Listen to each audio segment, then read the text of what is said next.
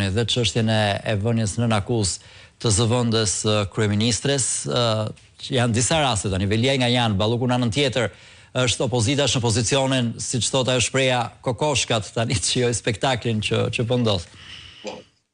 Por edhe këtu gjërat duhen parë më të larg entuziazmit politik, duhet jemi me këmbë duke gjykuar të pjesën që ka ndodhur me institucionet e drejtësisë, në rastin konkret me SPAK-un.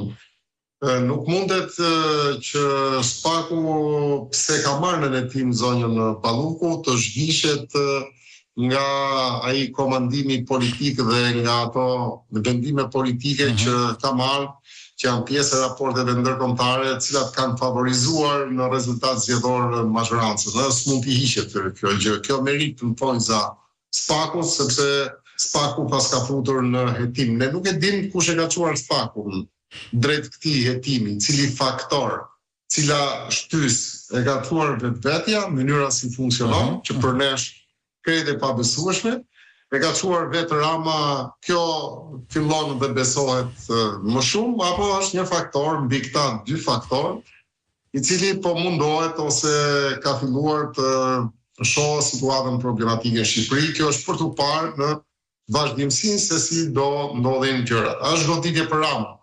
Kjo është goditje fatale, domethënë sepse është zëvendës kryeministria në këtë rast, e dytë që akuzohet, çka definon një përfundim që çdo zëvendës kryeministër merr përgjegjësitë e kryeministrit dhe futet në korrupsion, detyrohet merret dhe i pandehur në emër të shpëtimit të kryeministrit.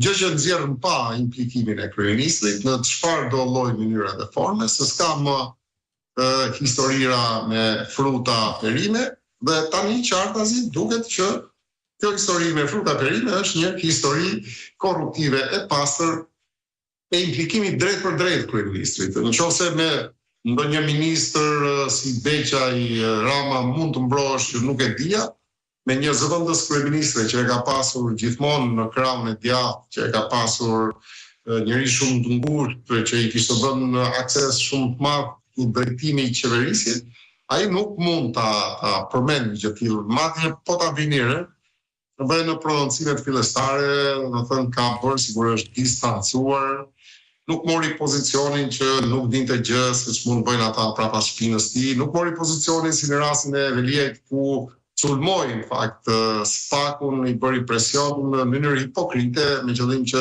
krijonte imazhin që ai s'ka dorë në mënyrën si kishte vepruar SPAK-un.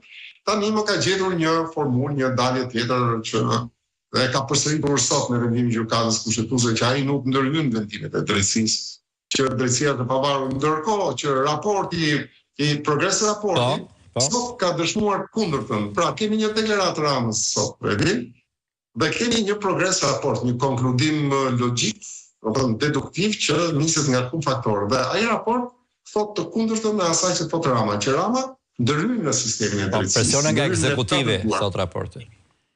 Si? Presione nga ekzekutivi, thot raporti. Po presione edhe ndaj KLP-s, edhe ndaj institucioneve drejtësisë dhe ndaj njësisë posaçme, në mënyrë specifike.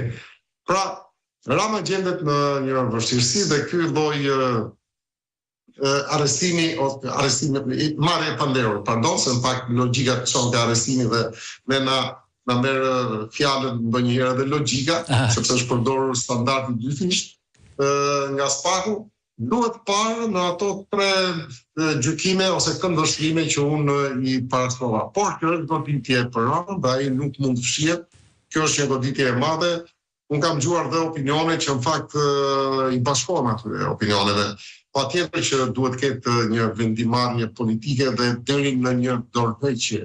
Sepse ky njeri që është kreu i një qeverisje, në fakt një narkoshteti, njerëzit e cilit përfundojnë në konkludime korruptive, në afera korruptive, ky njeri ka përgjegjësinë totale sepse dihet nga mënyra si vepron Këshilli i Ministrave se kush e drejton, kush i merr vendimet dhe se si është autoriteti vetë Ramës në raport me këto vendime që merren. Partia Socialiste 1 ka, ai është kryeministër, ai është dhe kryetar i partisë, ai është dhe kryetari i parlamentit, ai është edhe polici, edhe hajduti, i ka gjitha rolet ai brenda, dhe tash për ky rol që ai e ka përshfaqur për gjatë këtyre viteve, nuk mund të fshihet dot. Rama nuk mund ta fshehë këtë rol, e ka marrë vetë. Ai di gjithçka, ai ka miratuar gjithçka, ai bën gjithçka, dhe tashmë jo vetëm në opinion, se opinioni e ka ditur te konkludim, por po duket sikur po sqarohen dhe institucionet e drejtësisë do zoti shkojnë drejt këtij sqarimi dhe arsyetimit. Ai është edhe njeriu që ka dorë të drejtë për drejtë në gjithë aferat korruptive që janë bërë në Shqipëri. Pra Rama është në pozitë vështirë, një veprim politik ndoshta do shpëtonte faqen morale, të paktën se për faqen juridike nuk besoj se i shpëtohet dot më Ramës, dhe nëse nuk ndodh në këto kohë, këto momente, është tek dera në çdo situatë tjetër, qoftë juridike apo politike, Rama është drejt për drejt i akuzuar për gjitha aferat korruptive që ka realizuar Shqipëri. Po, duhet presim të shohim se si do veprojë SPA, ku ju në fakt i ruajtët rezervat, sa do